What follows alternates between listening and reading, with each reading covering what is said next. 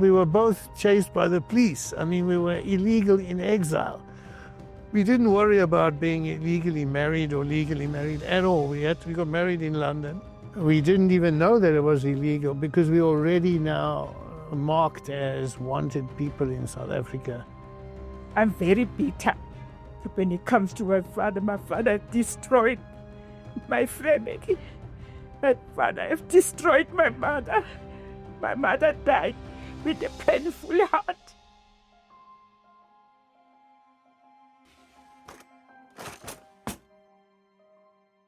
My name is Ntombi Carneson, now married to the Carneson family. And I'm John Carneson.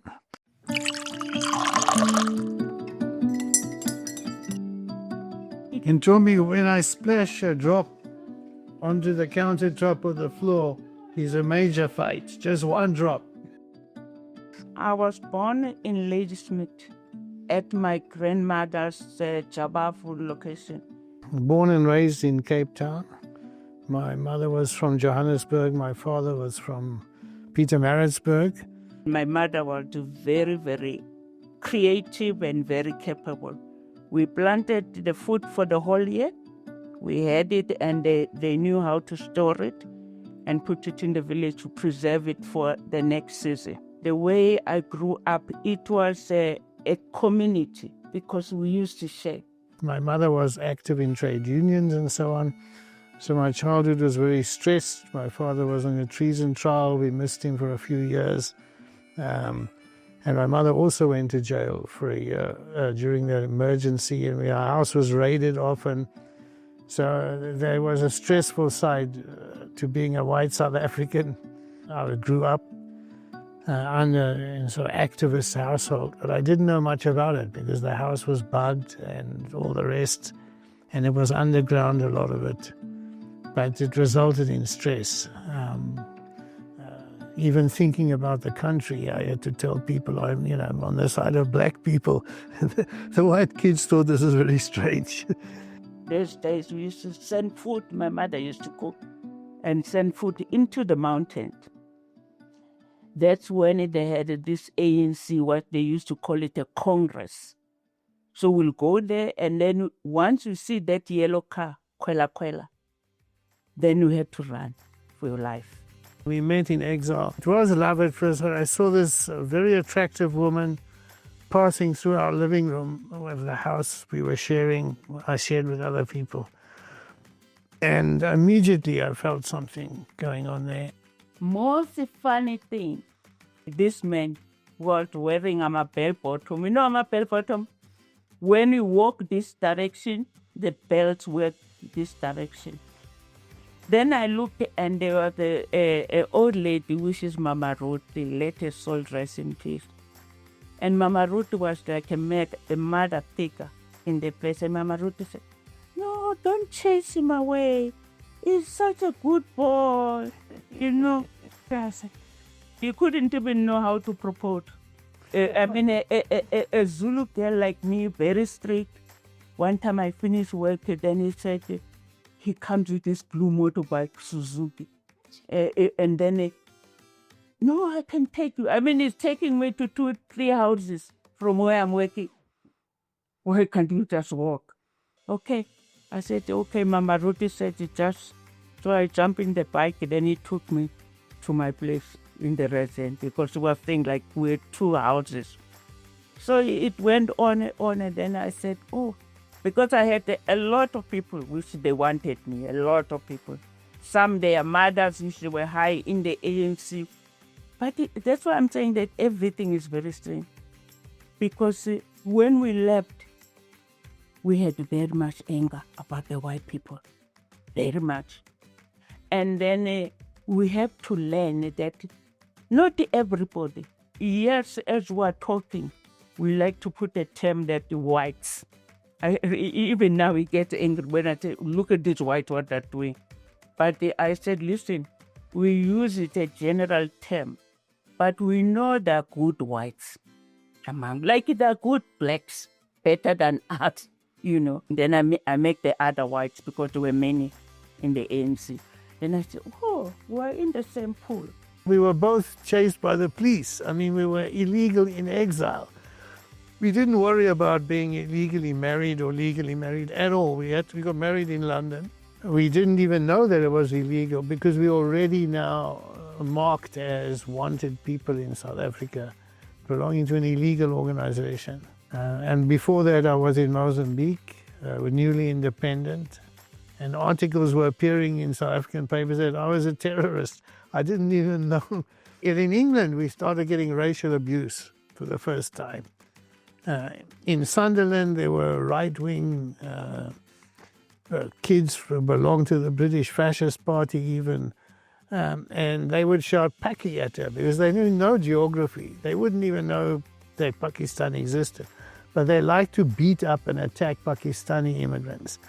So they shouted Pakiyata, and I'm not allowed to do anything because I'm a refugee in that country. You know, you can't misbehave, like shooting someone.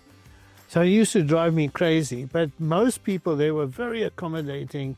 We lived in an old-fashioned street in Sunderland, kids in and out of the houses, and yeah, it was a very working-class tight community. If you're a refugee, as we know from what's going on around us, you're extremely vulnerable and nervous about everything. Are you going to be thrown out? Where would we go to? And the scariest of all was our beautiful young daughter we had in Tanzania, got malaria and was dying. And we were in the middle of the town. We didn't have a phone. We couldn't phone anyone in the ANC. We didn't know where the hospitals were. But a taxi driver took us to the Aga Khan, a charity hospital set by this Muslim, it's a Muslim sect. He builds, there were charity hospitals he builds around the world. They saved her life. It was that fear for my daughter, our daughter, we both feared for her. She was dying from malaria. And that really brought home to us. We were helpless, someone else's country. From his family, when I went to visit, the first thing that I met, it was the father. They used to drive a beetle.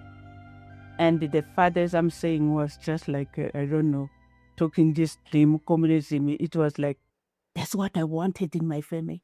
Oh, my son had made it. It's a goal. I will always wanted to have a black person in my family. It's like, this is my freedom. I'm having my son have made it. And then I met the sister, Lynn. And when Lynn came to visit in this way, because I'm scared, I'm Makoti, that is going to be. And then the sister just came, hey, hi, Ntombi, I'm Lynn, Sonny's sister. You. Tomorrow go and register. He put, I think it was 20 pounds or what to register. For the marriage, yeah. That was his sister. She still owns the shares in this one. So, I'm sitting there alone, I'm saying, good Lord. Now the parents, they already, now the sister just comes and said, I'm not waiting. You go and register. You are getting married. This woman, she's not living without marriage in this house. It was like the same with the little sister Ruth. She came, she had 2 boys. The family really embraced me. I've got nothing. I'm so blessed. I tell my family, because in my marriage, here there's no family. It's me, alone, and the Carneson. And the Carneson, they welcomed me. They made me stronger, And I thought, I'm also lucky, but I'm learning. I'm still learning. And but the love that they embrace me, I can say it's better than some of our black people, because they point fingers. Oh, are you going to bring a car? Are you going to bring a car? Oh, this one's got chicken, this one. No, they didn't have that. They just embraced me. My father had a sister who was in an old age home and wouldn't allow Ntombi in because she said the other people would object. And she died. And I hated her, and I still hate her so much. that I wouldn't speak to her, I wouldn't visit her. When she died, I wasn't interested how they were going to bury her. And Ntombi didn't tell me until recently. My father took her to the funeral and said, "This is my sister-in-law." Well, what a daughter-in-law. And we've come to pay our respects. We visited the auntie is here in Benoni. Same thing. So he bought things, snacks and what to take. And we entered in the auntie's place here in Benoni. You won't believe it. The daughter, they were very strange. It's like they've never seen a black person. And John said, "Oh, this is my wife, auntie." And the cousin, they introduced me, and we sat down. They put us in a dining room, their houses. Then I just looked. I sat there. Then they brought the snacks. So they took the food that he brought. They put it on the side. They didn't touch it. And as we're leaving, the cousin and the auntie, they gave us. Say, "No, we can take it home." Let me tell you, the inner me, I looked at these whites, poor, very poor whites. And I said, "Good Lord, you look at this, the color of my skin. My God, I can treat you much better in my house." When we came back, one thing that I noticed, because I used to run to Upper University. So I used to take Busi, carry Busi on my back, jump into the train, take her to Claremont. They had a Grove primary school where the Carneson family went when they were young. And that's how my daughter was taken into the school. But when the kids, I think they were talking, then they looked, then they said, "Look, the surname is Carneson. But now the name." Then they said, "But we are not white like us, because your name is Busi Siwe." Then Busi, for the first time, we live in abroad. Even me, I forgot that anyway in South Africa we got this thing of racial and the thing, I forgot about it. Then Busi had to come home very, very sad. She had to explain to the kids why she's Busi Siwe and why she's Carneson. Then she told them, "My mother is black, my father is white." And for the first time, I saw the changes in my child. Because now, are we in this evil country? We lived outside. Even me from a racial country, I've forgotten about it. And now why they're bringing it to my child, And it was very hurting, but we're something like that. No, it's like part of it, as I'm saying, we like to keep things under the carpet, but it affected my daughter deeply. First week back in South Africa, she went to that school. And she came to the car and she said, "You're white, mommy's black, and I'm colored." And I thought, I was so upset. I said, how can I speak? I couldn't find the words to explain to her. Even herself, now she had to look in a South African mentality. That I never noticed my mother is black like that way. I only really got to know her family when we moved to Gauteng, and I got a job with the Department of Education here. White South Africans do not take seriously learning about black African culture. I only learned in the last 10 years that her father's brothers are her fathers. Her cousins, we call them, are her sisters and brothers. How many white South Africans know that? I did not know that, and I studied various things, sociology, anthropology. I got thick books like this on the Zulu kingdom.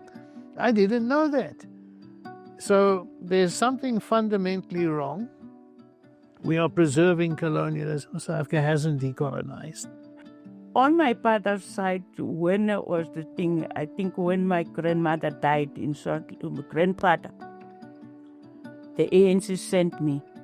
Then I told them that I met this man, but it's a white man, because I wanted to see how they go to be. It's a white man, but in the ANC. Then my father had this thing, "Oh, it's a camarada. Camarada it's not a problem. My father couldn't express himself, but he is a very stubborn, chauvinist, old-fashioned man. When I went to England, yes, we had some scholarship, but the Carneson family, they had to feed us, rent us, do a lot of things. Where is my family? My family was nowhere to do anything. So my understanding was going to say, oh, if this man is matured or understanding, was going to say, you know what, my child, I'm happy how you handle yourself. I'm happy that you have built your family. My father wasn't like that. My father was very greedy. In my family, I think I'm one and the only and the last girl who have managed to finish all the processes which they didn't do. So the family, my father, they owed me. So I tell them, listen, you shouldn't even demand here lobola because you have done nothing. But I did pay in the end, No, eh? I know. But if it was according to me, they were not going to that day. Because in that time, it was 30, 20, 50,000. I think it was 2012. And my father didn't want to do anything. I demanded even the money for my mother, which you call it in Nutu. And it sent my brother with that 4,000. Because that time the cows were 3,000. So I said, but why you are doing that? But I want to bring it here. And when we monitored, I must say, thank to the princess. The princess was my stepmother, but a very good one. The princess said, Baba, let's make a ceremony for Ntombi to get married. And my father refused. Up to now, I don't want him. And I don't have any heart to say that I can forgive him. I don't. I'm very bitter when it comes to my father. My father destroyed my family. My father has destroyed my mother. My mother died with a painful heart. Because of him, he's still alive. And I wish the God and the ancestors of the Lukele, they must keep him. He mustn't die. He must see the generation of us just living without him. I'm just happy without any of their help in this family. This family, I built it myself.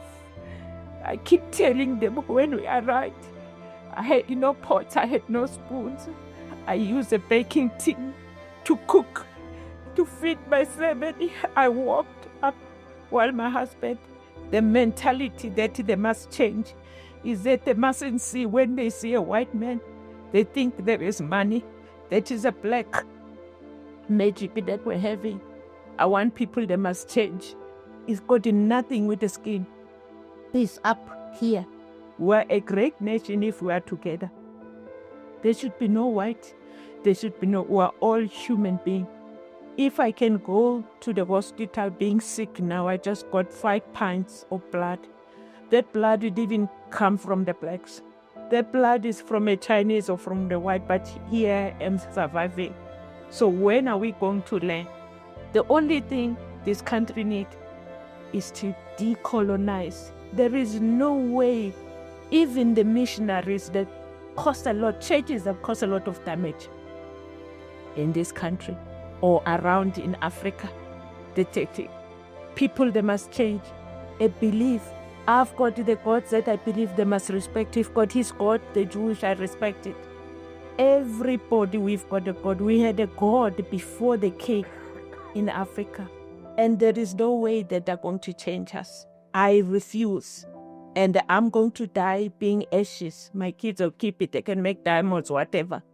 She's driven by those family-centered emotions, and that's how she is. And I'm just finding it very rich and rewarding. I'm a vague philosopher. I worry about the state of the world. but somehow we meet in the middle. So I'm finding it exciting to get to know each other. You never do get to know your wife 100%, but that's still exciting after 40 years.